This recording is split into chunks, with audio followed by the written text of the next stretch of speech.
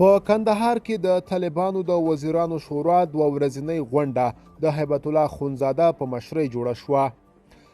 د طالبانو ویان ذبیح الله مجاهد وایي چې د دې ډلې د وزیرانو شورا دوه ورځنۍ غونډه په کندهار ښار کې د هیبت الله خونزاده په مشرۍ جوړه شوه. ښاغلی مجاهد پرون چهارشنبې اول د لیندۍ د یوه اعلامیې په خپرولو سره ویلي چې دا غونډه د لړم پر 28 او 29 نیټو جوړه شوې ده. د دې اعلامیې پر اساس هیبت الله خونزاده طالب چارواکو ته ویلي چې د دوی اصلي مسؤلیت د شرعي موازینو پلي کول او خلکو ته خدمت کول دي. د طالبانو رهبر د دې ډلې چارواکو ته ویلي چې هره دوره تیریږي او دوی باید د زور پر ځای په هڅونه او ترغیب سره خلک دین او اسلامي اخلاقو ته راوبولي. د همداراز طالب چارواکو ته ویلي چې د پخواني حکومت له بدنامیو مسلونو دې عبرت واخلي او د جهاد دورې عادت دې نه هیروي.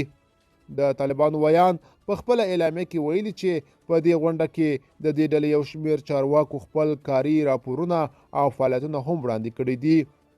د دې اعلامیې پر اساس په دې لړ کې د طالبانو د لومړي وزیر اقتصادي مرستیال عبدالغني برادر او د طالبانو د سوداګرۍ او وزارت سرپرست نورالدین عزیزي ایران او پاکستان ته د خپل سفر په تړاو راپورونه وړاندې کړي دي.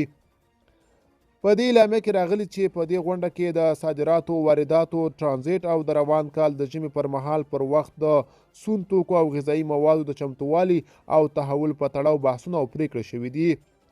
په دې غونډه کې د افغانستان د مرکزي بانک لپاره د طالبانو سرپرست هدایت الله بدري او د دې ډلې د لومړي وزیر اداري مرستیال د افغانستان د پولي واحد د ثبات او له پاکستان د کډوالو او پناه غوښتونکو د راستنېدو په اړه راپور ورکړی.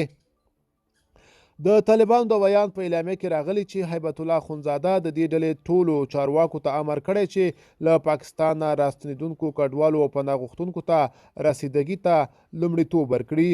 په دې اعلامیه کې همداراز راغلي چې د دې دوه ورځنۍ غونډې پر مهال طالب چارواکو له ګاونډیو او نورو هیوادونو سره د اړیکو پر پراختیا او په هیواد کې د روان سیاسي وضعیت او ستونزو په تړاو بحثونه کړي دي.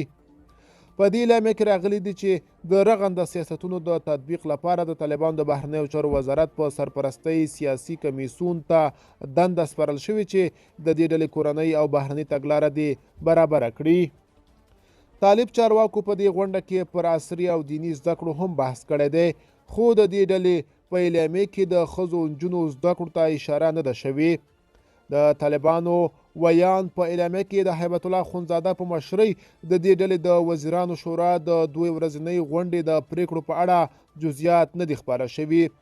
پر افغانستان د طالبانو له دویم ځل واکمنېدو راهیسې دا لومړی ځل دی چې د دې ډلې د کابینې غړي په کندهار کې غونډه کوي.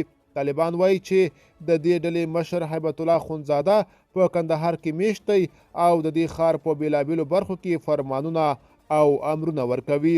د طالبانو عمومي ویان ذبیح الله مجاهد هم تر اوسه په کندهار کې میشت دی او د دې ډلې رسمي اعلامیې له همدې ښاره خپروي.